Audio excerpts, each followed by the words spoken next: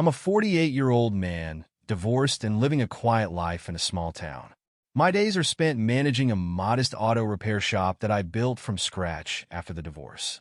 I have one child, a daughter from my first marriage, who's now 25. We haven't spoken much in the last 5 years, her choice, not mine. My ex-wife remarried a few years after our divorce, and her new husband, along with his wife, seemed to fit the perfect family mold. My daughter gravitated toward them more and more as time went on, leaving me as little more than an afterthought. But nothing could have prepared me for the phone call I received last month. It was a Friday evening, and I had just locked up the shop. My phone buzzed, and I saw her name on the screen. For a moment, I thought it was a mistake. Why would she be calling me? Curiosity got the better of me, so I answered. "Dad," she started, her voice sharp and straight to the point, no pleasantries. "I need you to do something for me." I hadn't heard her call me Dad in years, so I hesitated. "What is it?" I finally asked. There was no build-up, no small talk. She jumped right into it. "I need you to give up your parental rights so Mom's husband can adopt me officially." Her words hit like a sledgehammer. "What?" I said, struggling to process. "It's not a big deal," she continued impatiently. "It's just paperwork. I'm already closer to him than I am to you. It's only formalizing things." The casual way she dismissed me, like I was some expendable part of her past, was infuriating. "You want me to erase myself from your life so your stepfather can replace me?" I asked, my voice low but shaking with restrained anger.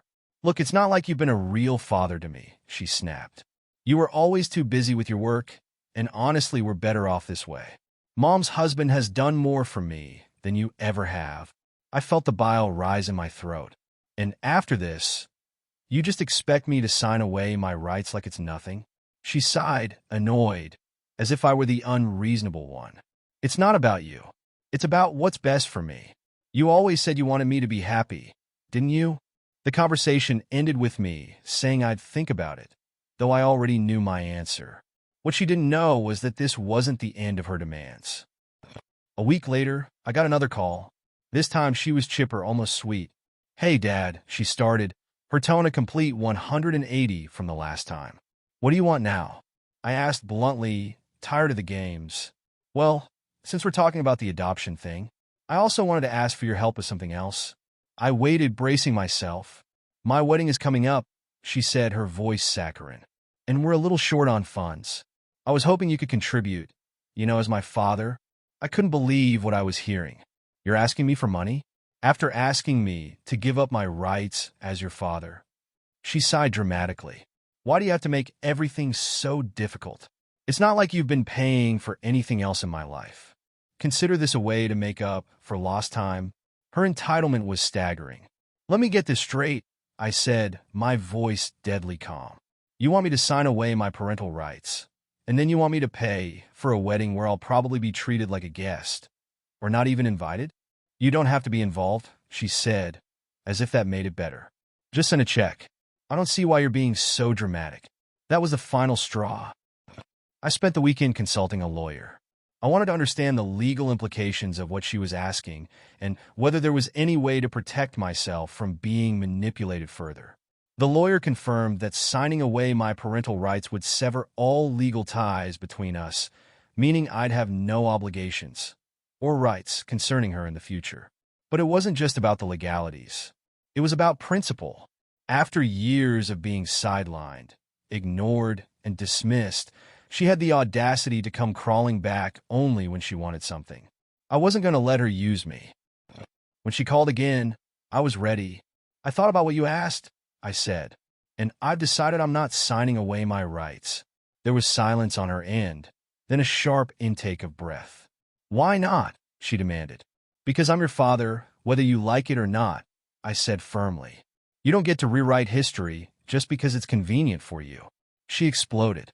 "You're being selfish. This isn't about you. It's about what's best for me. And asking me for money for your wedding after cutting me out of your life for years. That's what's best for you?" I shot back. Her voice turned icy. "You're going to regret this." But I didn't. The weeks that followed were a whirlwind of manipulation and entitlement. She tried everything to guilt me into compliance. calling me ungrateful, dragging my name through the mud with mutual acquaintances, and even having her mother call to talk sense into me. Do you really want to ruin her big day over something so petty? My ex-wife sneered over the phone. If you don't sign those papers, you're just proving you were never a good father. I don't owe either of you anything, I replied coldly. And if you keep pushing, I'll make sure you regret it. They didn't believe me, but they should have.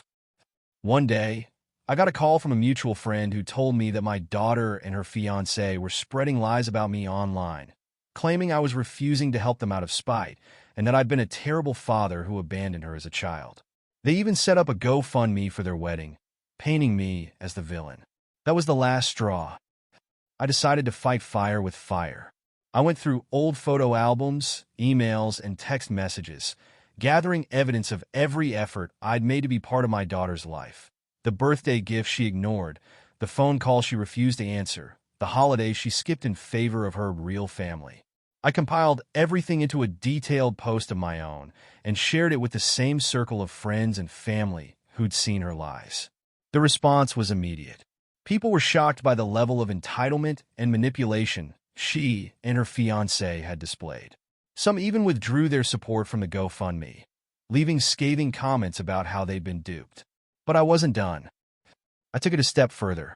Using the evidence I'd gathered, I filed a defamation lawsuit against her and her fiancé. The lawyer assured me that I had a strong case, especially given the public nature of their false claims and the financial damages they'd tried to cause. When they were served with the papers, the panic set in. My daughter called, screaming and crying, begging me to drop the case. "You're ruining my life," she sobbed. "No," I said calmly. "You ruined your own life when you decided to make me your scapegoat." In the end, they settled out of court.